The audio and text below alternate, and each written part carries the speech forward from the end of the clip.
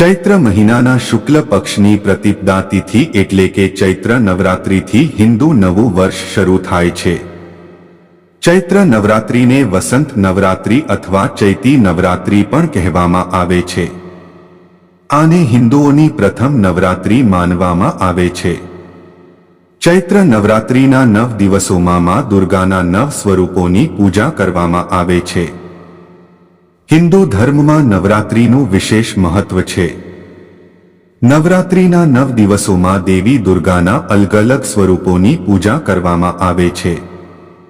માતા દુર્ગાને સુખ સમૃદ્ધિ અને ધનની દેવી કહેવામાં આવે છે। નવરાત્રિ દરમિયાન માતા દુર્ગાની વિધિ વિધાનથી પૂજા કરવામાં આવે છે। માન્યતા છે કે નવરાત્રિમાં માતા દુર્ગાની પૂજા અર્ચના કરવાવાળા ભક્તો પર માતા રાણીની કૃપા રહે છે। 9 દિવસ સુધી ચાલવાવાળી ચૈત્ર નવરાત્રિ મંગળવાર 9 એપ્રિલ 2024થી શરૂ થઈ રહી છે। એની સાથે હિન્દુ નવ વર્ષનો પ્રારંભ થશે। ચૈત્ર નવરાત્રિ હિન્દુ નવવર્ષના પ્રથમ દિવસથી આરંભ થાય છે। મંગળવારે કળશ સ્થાપના થશે। ચૈત્ર નવરાત્રિના પહેલા દિવસે શુભ મુહૂર્તમાં ઘટ સ્થાપનાનું વિધાન છે। શુભ મુહૂર્તમાં માતા દુર્ગાની પૂજા અર્ચનાથી વિશેષ ફળની પ્રાપ્તિ થાય છે। હિન્દુ પંચાંગ અનુસાર ચૈત્ર નવરાત્રિ ચૈત્ર માસની શુક્લ પક્ષની પ્રતિપદા તિથિથી શરૂ થાય છે। ચૈત્ર નવરાત્રિનું સમાપન 17 એપ્રિલ 2024ના રોજ થશે। તો ચાલો જાણીએ આ વર્ષે ચૈત્ર નવરાત્રિમાં માતા રાણીના પૂજનમાં કઈ કઈ પૂજા સામગ્રી જમા કરવી જોઈએ। ઘટ સ્થાપના મુહૂર્ત અને પૂજા વિધિ। પંચાંગ અનુસાર ચૈત્ર માસના શુક્લ પક્ષની પ્રતિપદા તિથિ 8 એપ્રિલ 2024ની રાતે 11:50 પર શરૂ થશે અને બીજા દિવસે 9 એપ્રિલે 2024ના રોજ સાંજે 8:30 પર સમાપ્ત થશે। ચૈત્ર નવરાત્રિ ઘટ સ્થાપના મુહૂર્ત। ઘટ સ્થાપના મુહૂર્ત 6:12 થી 10:23 am સમય 4 કલાક 11 મિનિટ। ઘટ સ્થાપના અભિજીત મુહૂર્ત 12:03 PM થી 12:53 PM સમય 50 મિનિટ। ચૈત્ર નવરાત્રિ પર માતાની સવારી। આ વર્ષે ચૈત્રી નવરાત્રિ મંગળવારથી શરૂ થઈ રહી છે। નવરાત્રિ દરમિયાન દેવી માતા મંગળવાર અને શનિવારે ઘોડા પર આવે છે જે અશુભ માનવામાં આવે છે। આવી સ્થિતિમાં આ વખતે ચૈત્ર નવરાત્રિ 2024માં માતા દુર્ગા ઘોડા પર સવાર થઈને ધરતી પર આવશે।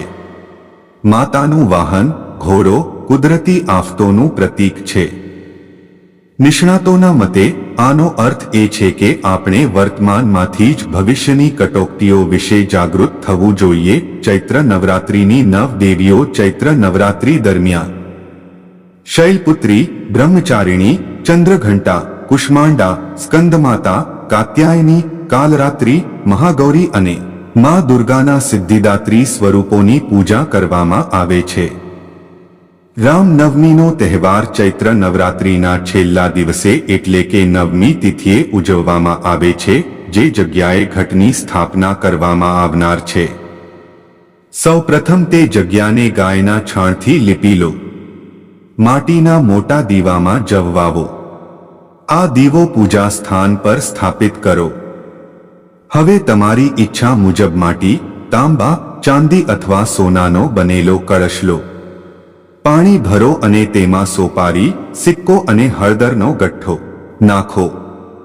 હવે આ કળશની ઉપર સોપારી અથવા અશોકના પાન સાથે નારિયેળ મૂકો। આ કળશને પૂજા સ્થાન પર સ્થાપિત કરો। કળશની નીચે થોડા ઘઉં પણ રાખો। અબીલ, કુમકુમ, ફૂલ અને ચોખાથી કળશની પૂજા કરો। સૌપ્રથમ ગણપતિની પૂજા કરો, પછી માતા દેવીનું આહ્વાન કરો અને તમામ ગ્રહોની પૂજા કરો। મા દુર્ગાની પૂજા સામગ્રી આંબાના પાન, ચોખા, લાલ દોરો, ગંગાજળ, ચંદન, નારિયેળ, કપૂર, જવ, ગુલાલ, લવિંગ, એલચી, 5 પાન, સોપારી, માટીના વાસણ, ફળો, શૃંગારની વસ્તુઓ, આસન, કમલગટ્ટા વગેરે।